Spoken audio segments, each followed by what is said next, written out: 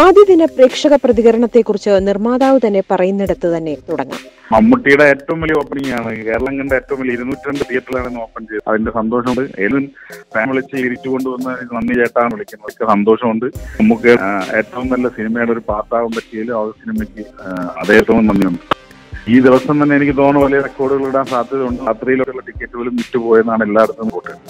മമ്മൂട്ടി എന്ന താരത്തിന്റെ കാലം കഴിഞ്ഞുവെന്ന് മമ്മൂട്ടിയുടെ ഉയർച്ചയും താഴ്ചയും കണ്ടുവളർന്ന ഒരു മലയാളി പ്രേക്ഷകനും പറയാൻ കഴിയില്ല. പേരിലെ സൂചന പോലെ തന്നെ അച്ഛന്റെയും മകളുടെയും കഥയുമായി മുന്നോട്ടു പോകുന്ന സിനിമ തന്നെയാണ് ദ ഗ്രേറ്റ് ഫാദർ. പുതുമുഖ സംവിധായകനും തിരക്കഥാകൃത്തുമായ ഹനീഫ് അദേനിയുടെ ആദ്യ മമ്മൂട്ടി ചിത്രമാണ് ദി ഗ്രേറ്റ് ഫാദർ. പ്രതീക്ഷിച്ചതുപോലെ സസ്പെൻസോടെ തന്നെയാണ് ചിത്രത്തിന്റെ തുടക്കം. മമ്മൂട്ടി തരംഗത്തിന്റെ ലഹരിയും കഥാഗതിയിലെ ജിജ്ഞാസയും തിയേറ്ററിൽ നിറഞ്ഞിരുന്ന ആരാധകരെ ഉദ്വേഗത്തിന്റെ കൊടുമുടിയിൽ എത്തിച്ചു. ആദ്യ പകുതി ഭൂരിഭാഗവും കുടുംബ പ്രേക്ഷകർക്ക് അണിയിച്ചൊരുക്കിയപ്പോൾ രണ്ടാം പകുതി ചടുലമായ സസ്പെൻസിന്റെ പിന്നാലെയാണ്.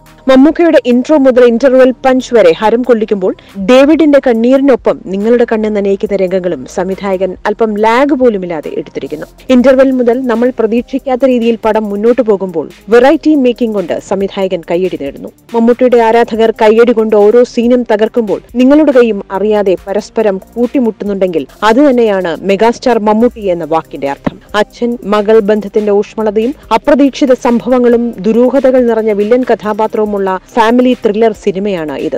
വെറുമൊരു മെലോഡ്രാമയിൽ തീർത്ത കഷ്ണങ്ങൾ കൂട്ടിവെച്ച ഫാമിലി ഫ്രെയിമുകളല്ല ഈ ചിത്രത്തിന്റേത് എന്നതാണ് ഏറ്റവും വലിയ സവിശേഷത. കൂടാതെ മെഗാസ്റ്റാർ മമ്മൂട്ടിയോടൊപ്പം ജനപ്രിയ താരങ്ങളായ ആര്യയും സ്നേഹയും പ്രധാന കഥാപാത്രങ്ങളെ ഗംഭീരമാക്കി. മമ്മൂട്ടി അവതരിപ്പിക്കുന്ന ഡേവിഡ് നയനാൻ ഒരു ബിൽഡറാണ്. ഡേവിഡ് നയനാൻ എന്ന കഥാപാത്രത്തിന്റെ ഭാര്യയാണ് സ്നേഹ. ഇവരുടെ ജീവിതത്തിൽ ഉണ്ടാകുന്ന ഒരു അപ്രതീക്ഷിത സംഭവത്തെ തുടർന്നു വരുന്ന ജിജ്ഞാസ നിലനിർത്താനായതാണ് ചിത്രത്തിന്റെ വിജയഘടകം. ആര്യയുടെ വരവോടെ സിനിമ കൂടുതൽ ചടുലമാകുന്നു. തുടർന്നാണ് കഥാഗതി ദുരൂഹമാകുന്നത്. മലയാള സിനിമയിൽ എക്കാലവും ഓർമ്മിക്കപ്പെടുന്ന ഒരു കഥാപാത്രമായിരിക്കും ആര്യയുടെ ആൻഡ്രൂ റൂസ് ഈപ്പൻ.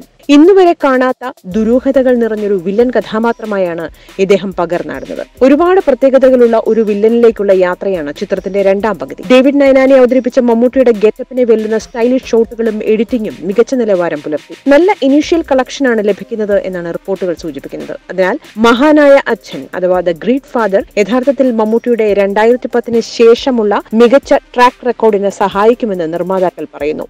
ഓഗസ്റ്റ് സിനിമയുടെ ബാനറിൽ നടൻ പൃഥ്വിരാജ്, ആര്യ, സന്തോഷ് ശിവൻ, ഷാജി നടേശൻ എന്നിവരാണ് ദ ഗ്രേറ്റ് ഫാദറുടെ നിർമ്മാതാക്കൾ. ഹനീഫ് അദേനി എന്ന യുവ സംവിധായകൻ പറഞ്ഞിരിക്കുന്ന സിനിമയുടെ ഒരു ഭാഷാ ശൈലി ഉണ്ടല്ലോ, അത് തന്നെയാണ് ഈ സിനിമയുടെ ഏറ്റവും വലിയ ആത്മാവ്. അതിനോടൊപ്പം മലയാളത്തിന്റെ മഹാനടൻ മമ്മൂക്ക നടനപരമായും താരപരമായും ഡേവിഡ് നയനാൻ എന്ന ക്യാരക്ടർ ആവിഷ്കരണത്തിന് നൽകിയിരിക്കുന്ന എഫേർട്ടിന് ഏതൊരു സിനിമാ പ്രേമിയും കൈയടിക്കാതെ തിയേറ്റർ വിട്ടുപോരുമെന്ന് തോന്നുന്നില്ല. സിനിമ കണ്ടവർക്ക് അഭിപ്രായം കമന്റുകളായി ഇവിടെ രേഖപ്പെടുത്താം.